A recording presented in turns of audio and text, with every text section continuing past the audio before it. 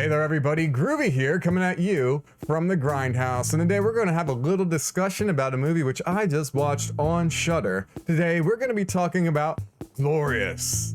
Now this is a movie that's directed by Rebekah McKendry and stars J.K. Simmons as Gat and Ryan Kwanten as Wes. Now, Wes is a man that's reeling from a bad breakup and seems to be running from something when he decides to make a pit stop at a local rest stop. Pit stop at a rest stop. Yeah, that checks out. And do a little polishing off of some liquor bottles and burn up some bad memories in the fire pit. But then he ends up passing out and waking up the next morning and then rushing to the bathroom, in which case he gets locked in said bathroom with an all-powerful cosmic entity which needs a sacrifice from him to potentially save the human race.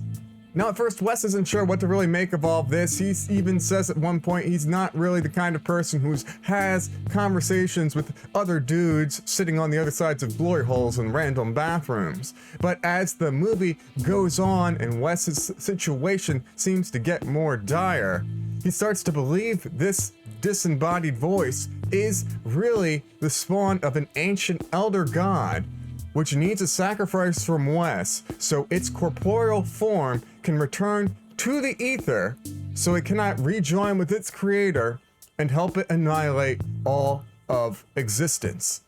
Now this is kind of a horror comedy, and it definitely leans into some of that Lovecraftian cosmic horror, but definitely with a more modern, comedic, personalized edge. It kind of falls in line with something like Color Out of Space, if I have to think of something off of the top of my head. Although Color Out of Space wasn't really a comedy, but I'd kind of put it in that similar category. But this is one of those movies that seems like a really fitting one-stage play that just happens to have been turned into an interesting little film, kind of like the first Saw movie. And at first, like I said, Ryan Kwanten, played by Wes, isn't exactly sure what to make of this whole situation. But as this disembodied voice, Gat, starts to get into his head, starts to reveal things about his life that only Wes could know, he begins to start to believe that maybe he should be taking this voice a little bit more seriously. But at the same time, Wes is also a broken man with a traumatic past and harboring some secrets, and he isn't exactly the kind of person to just believe somebody on face value or really do too much to help out somebody in need. But that's where this movie does kind of break down Wes's character and kind of puts him in a position where he has to sacrifice something of himself for the good of all humanity. And while I did really enjoy the script in this movie, I did think that there were times where it kind of drag on a little bit, like we could have either stuffed in some more horror, maybe a little bit more action, maybe had a couple more characters walk into the bathroom, because we do get one visitor in the form of Gary. And Gary's unfortunate demise was absolutely spectacular as he gets totally fucking obliterated, complete with a blood spray which covers the entire goddamn room, and something akin to the Evil Dead remake. It's literally raining blood indoors, and we have to say bye-bye to Gary. Except for maybe a hunk of his leg or maybe his eyeball sitting in the sink. But like I said, I did enjoy this film overall. I thought J.K. Simmons' performance was fantastic, even though you don't actually get to see him. And Ryan Kwanten I enjoyed as well. I am a fan of the first couple seasons at least of True Blood, so when I see him pop up in something that's horror related or something that's in my personal hemisphere of interest, it always makes me a little bit giddy, because I can be like, yo, it's Jason Stackhouse, right?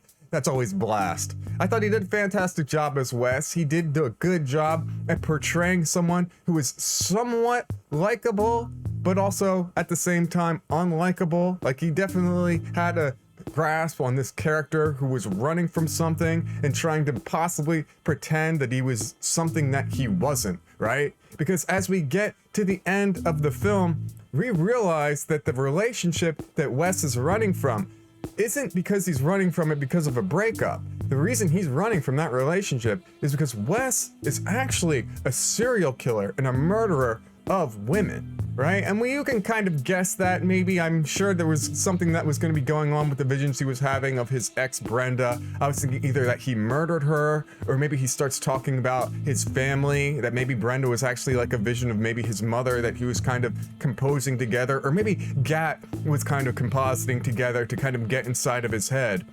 But all in all, I did really enjoy this movie. I also thought that it was an interesting touch that the cosmic entity in this movie was not pure evil. The cosmic entity from this movie, Gat, needed a sacrifice from Wes so it could actually return to the existence that it came from, out of our plane of existence, so that its powers, so that its body can't be used for destruction. And I thought that that was actually an interesting kind of twist on this, because usually this is just some sort of evil creature that wants to get in somebody's head so it can actually cause more damage. But nah, this movie was actually nice enough to go the opposite route. And I also did appreciate that when we have those moments where Wes is trying to reel in his sanity, where he's kind of succumbing to his madness and he's standing there in front of the mirror and just covered in blood splatter, it definitely was giving me vibes of Evil Dead, right? And I don't know whether it was completely intentional. I mean, it had to have been. If you know horror and you put a dude in a blue shirt covered in blood laughing like a madman, you're gonna get some Evil Dead kind of connotations, right?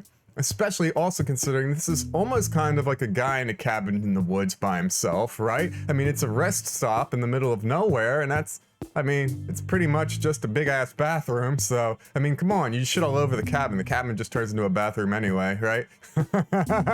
I did really enjoy this movie. I liked that it played with my expectations a little bit. I thought that maybe Wes would actually survive in the end, that maybe Gat really was a mostly benevolent kind of entity, unlike most of the evil cosmic entities that we usually find in these kinds of movies. But at the end, this was sort of a bit of a punishment for Wes for how he had lived his life, because Gat's ultimate purpose for his creation by his father was to be an instrument of destruction, and Wes himself destroying people's lives, murdering people, just obliterating them, that they were both ultimately beings of pure destruction, and it was best for them to both go away, best for both of them to just be forgotten, right?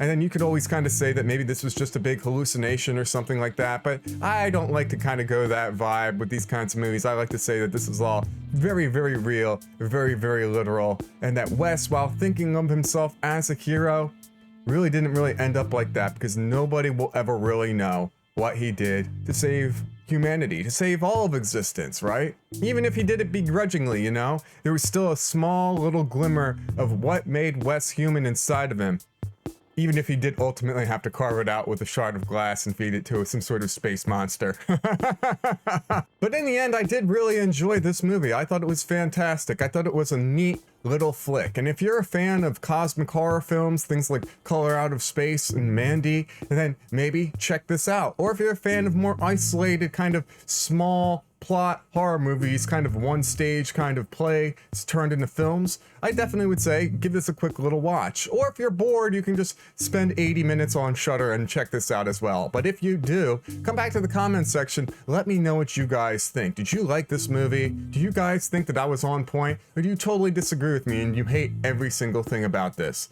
Let me know. I'd love to hear from you guys. Until next time, we'll be back talking about more movies. Stay safe, stay classy, people, but no matter what you do, don't put your dick in no holes in the wall in the bathroom, man, because that ain't no good for nobody.